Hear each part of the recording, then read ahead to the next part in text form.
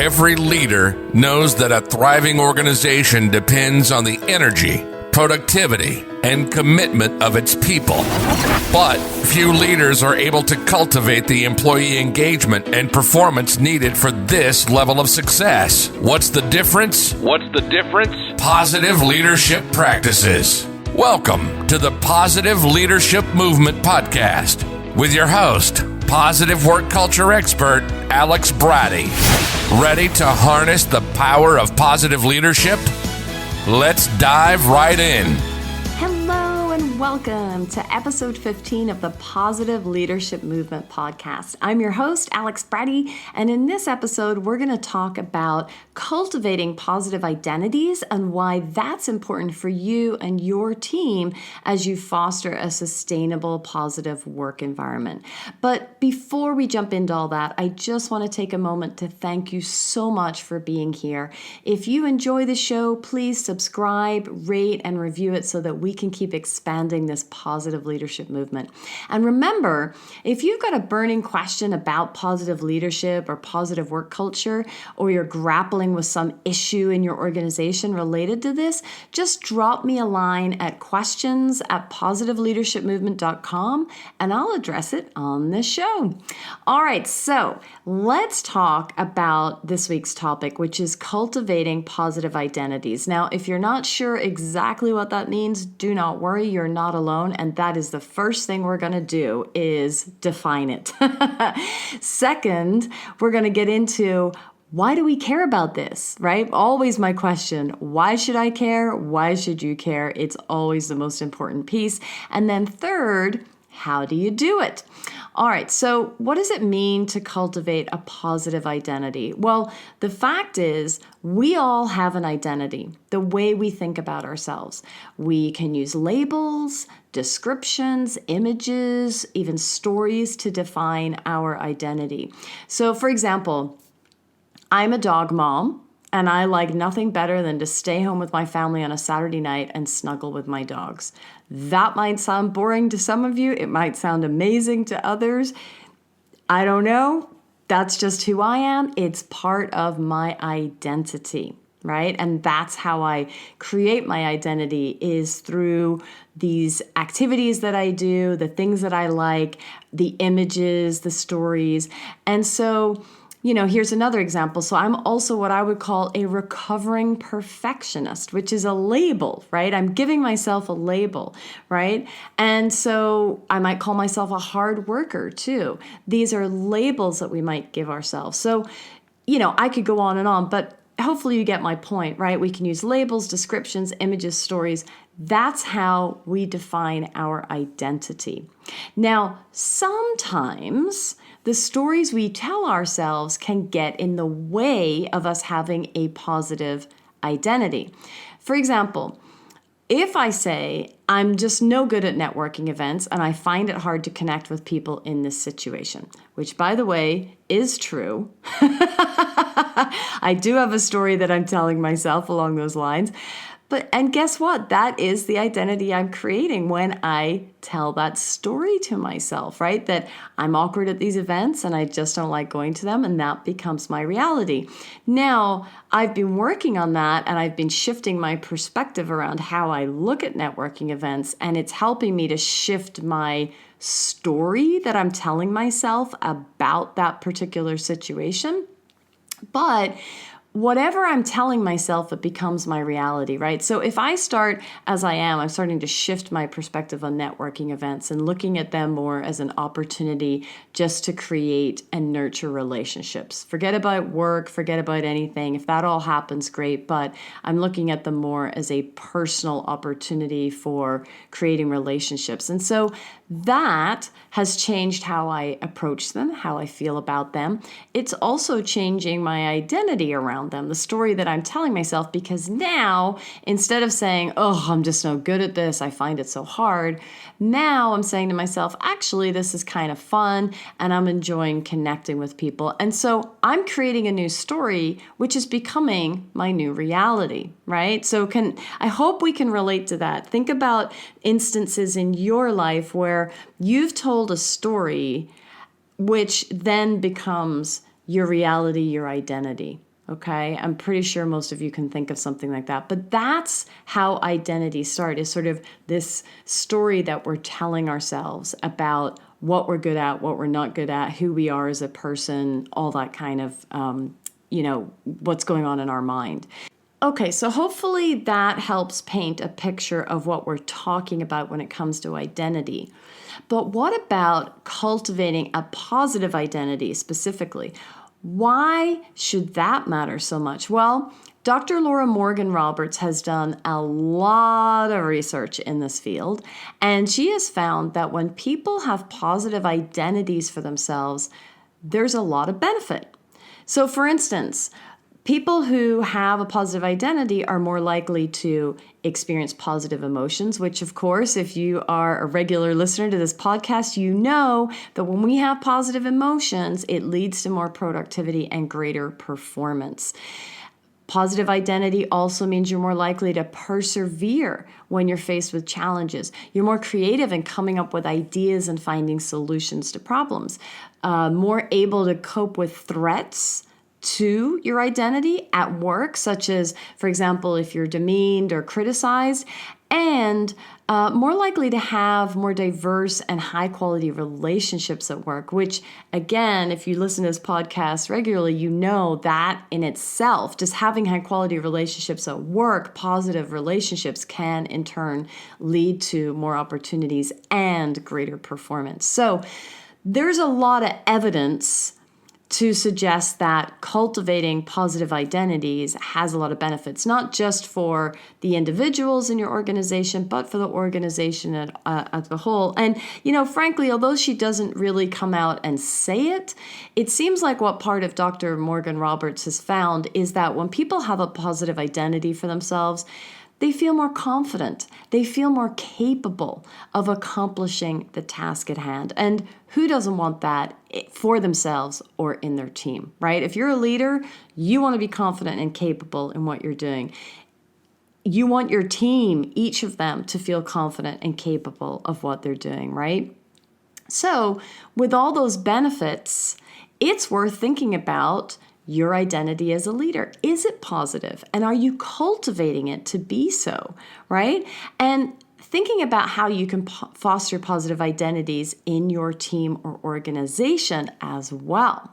So Morgan Roberts provides helpful ways to do this. And by the way, if you want to take a deeper dive on this particular topic, she is a well-known researcher in this whole positive organizational research field, and she has a whole topic devoted to it, a whole chapter, devoted to it in the book, How to Be a Positive Leader, Insights from Leading Thinkers on Positive Organizations. And that book is by the prolific researchers in positive organizations, Jane Dutton and Gretchen Spreitzer. All right, so the way to think about this is by using what's called the GIVE model that Morgan Roberts developed with Dutton and another researcher, Jeff Bednar. And it's the GIVE model of positive identity.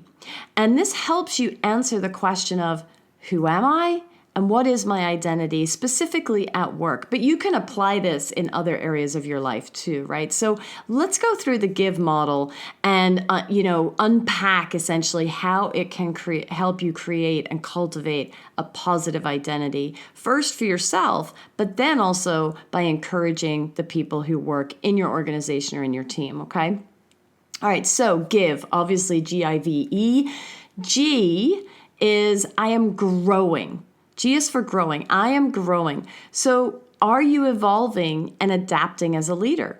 Are your team members growing? Remember, when we feel like we're growing personally and professionally, we're more likely to feel good. We're more likely to be invested in our work. We're more likely to perform better. So growth is a big part of cultivating the positive identity. And just to take my example from earlier that I shared about the story I'm telling myself on networking, right?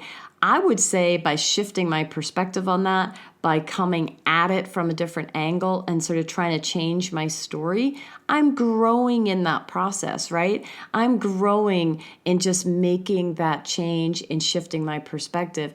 At the same time, of course, it's helping my identity around that particular issue. So are you growing? Are the people who work for you growing? That's the first part. Okay, then we have I for integrated. And the question here is, are you integrated? Are you fusing different parts of your life together?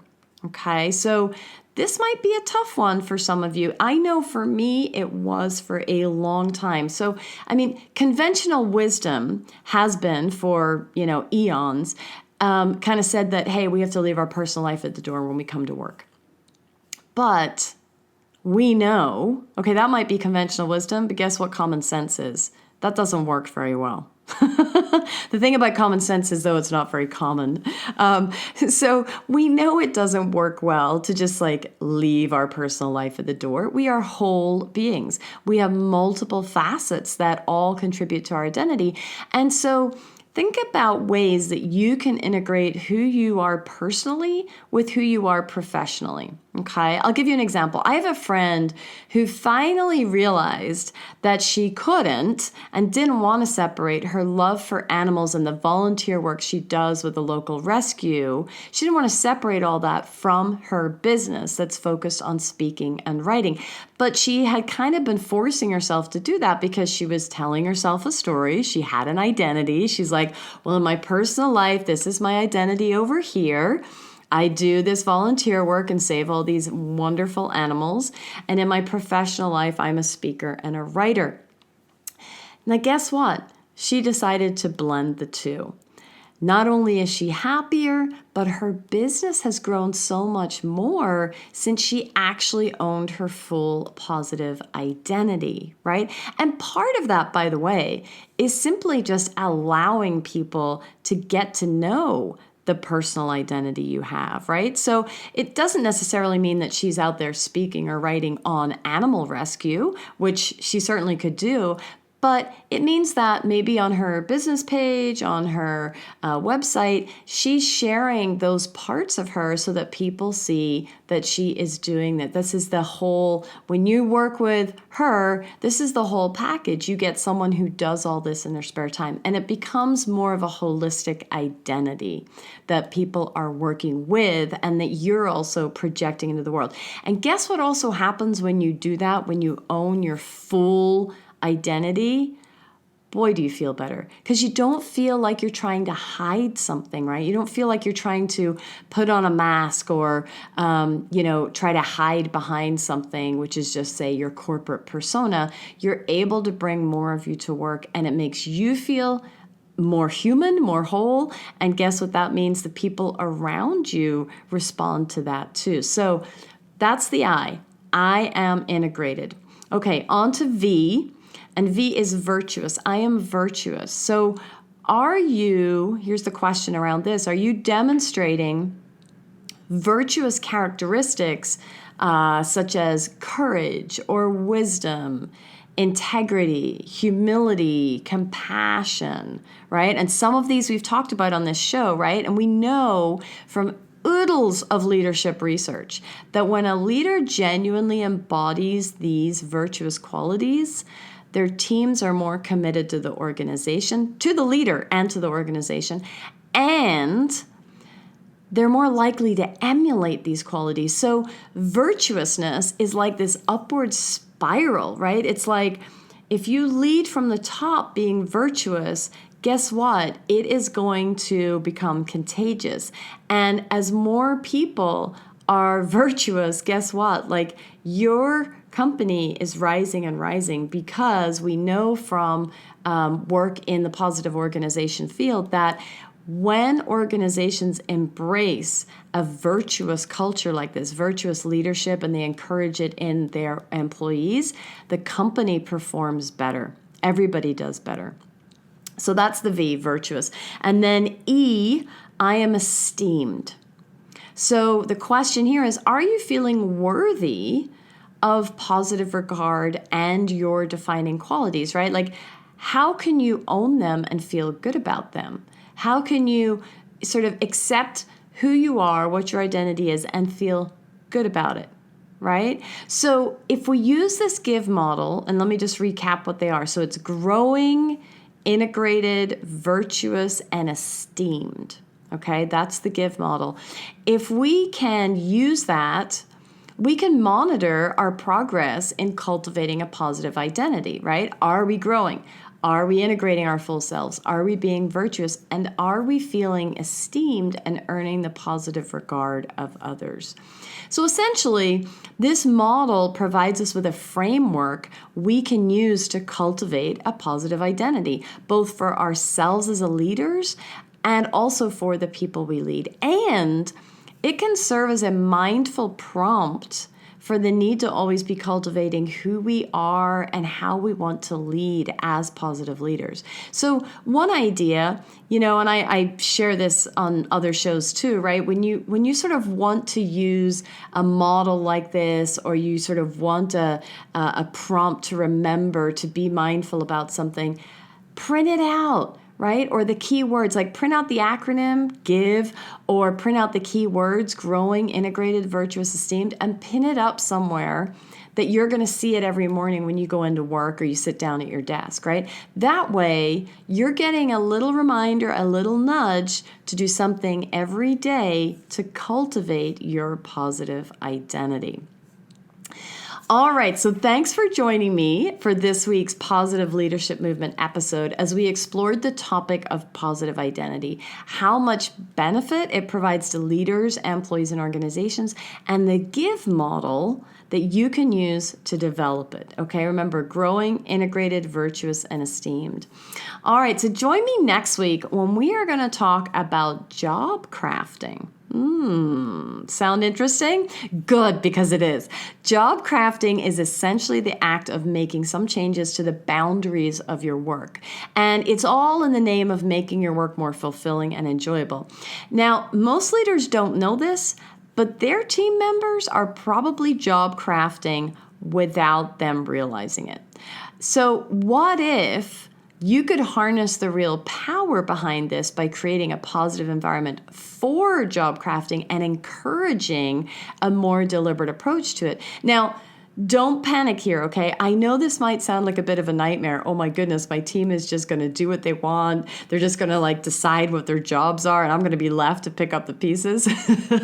I know why you might think that based on that description and the name job crafting, but I promise that's not what we're talking about at all. What we're talking about has positive outcomes both for you and your team.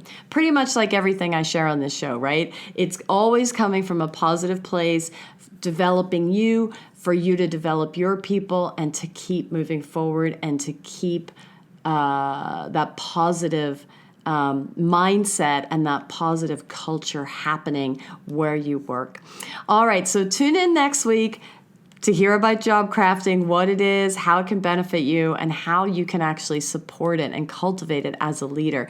And remember, if you've got a question or comment about positive leadership, send me an email at questions@positiveleadershipmovement.com, and I'll answer it in a future episode. For now, this is Alex Bratty signing off and thanking you for being part of the positive leadership movement and inspiring me to do what I do every single day. Make sure you subscribe to the show. If you like this episode, please rate and review. If you want to get more from Alex, check out Happiness at Work, where she provides leaders with a proven path to cultivate a positive work culture that increases performance, productivity, and profitability.